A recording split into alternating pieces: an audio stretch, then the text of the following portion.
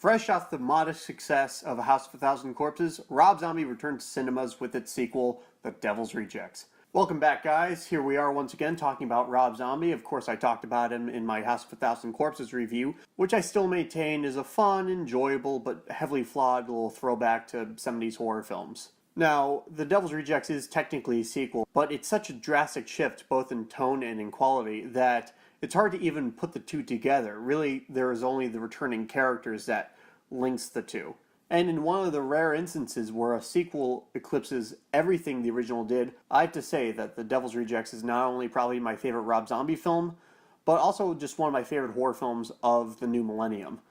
I think it's one of the most provocative and thrilling and just exciting films to come out in a time when horror films were mostly playing it safe. Playing it safe is, of course, not something that Rob Zombie is interested in. He wants to push the envelope, he wants to push a few people's buttons, which he does to resounding success given how controversial his Halloween remakes are. Now, this is probably Rob Zombie's most critically acclaimed film, though the film still has its detractors. And there's a lot to respect and enjoy about The Devil's Rejects. As opposed to the zany, cartoonish atmosphere of House of a Thousand Corpses, Rob Zombie grounds this film in this very gritty, very abrasive style that's reminiscent almost of old westerns. This movie borrows almost as much from The Wild Bunch as it does The Last House on the Left. And that blending of genres helps to keep this refreshing. It helps to keep it from being repetitive. Like I said, House of a Thousand Corpses felt like it was kind of recycling its influences. But here, it feels like Rob Zombie has molded them into something new and distinct only to himself. And shockingly almost, for a Rob Zombie film, I get to talk positively about his writing. Not only is the dialogue golden, boy, the next word that comes out of your mouth better be some brilliant fucking Mark Twain shit, because it's definitely getting chiseled on your tombstone. But each of the characters are given a distinctive voice, which is impressive given the larger-than-life nature of the cast we're given. Again, we have the returning villains from House of a Thousand Corpses in The Devil's Rejects as the protagonists now. And that's where most of the criticism around The Devil's Rejects centers around. The fact that we have to follow these band of sadists around. And they're not manic caricatures like they were in the first film. Rob Zombie asks us to take their actions seriously. Nobody goes over the top the way they did in House of a Thousand Corpses. Everybody here is grounded and humanized. They're given dimension. And they're just made more believable as people, which gives you much more interesting characters to follow, but of course it does make the violence all the more real and all the more stomach-churning as a result. Now, how can I defend a film with such a despicable cast of characters? Well, in my House of a Thousand Corpses review, I complained that the film was bogged down by these dull, stale, uninteresting protagonists who really only served to bide time until the villains got to take the spotlight. Now, that's a problem I have with a lot of horror films, namely slasher movies.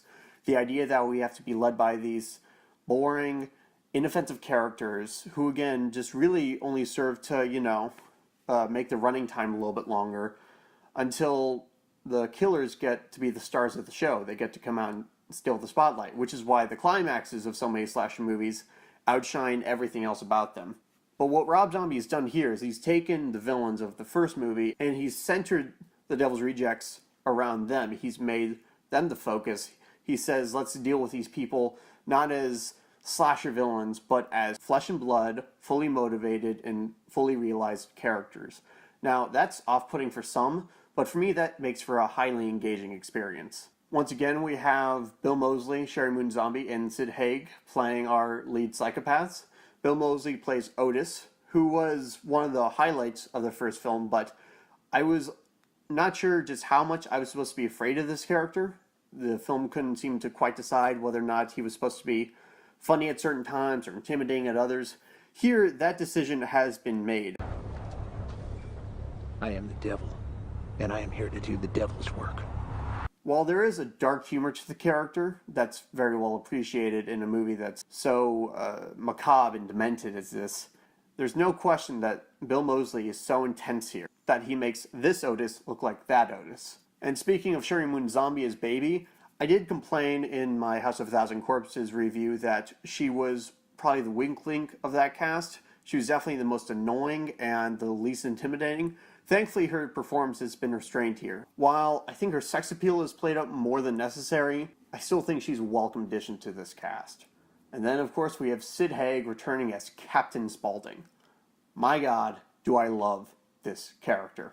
He's too perfect to really even talk about. I just want to see him scare the shit out of little kids. What's the matter, kid? Don't you like clowns?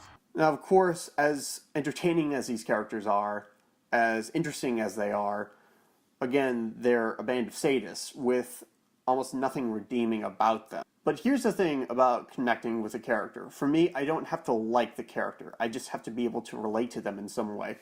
And adding this family element into this story and putting these characters in such vulnerable positions that the movie wisely does, just gives me a chance to empathize with them.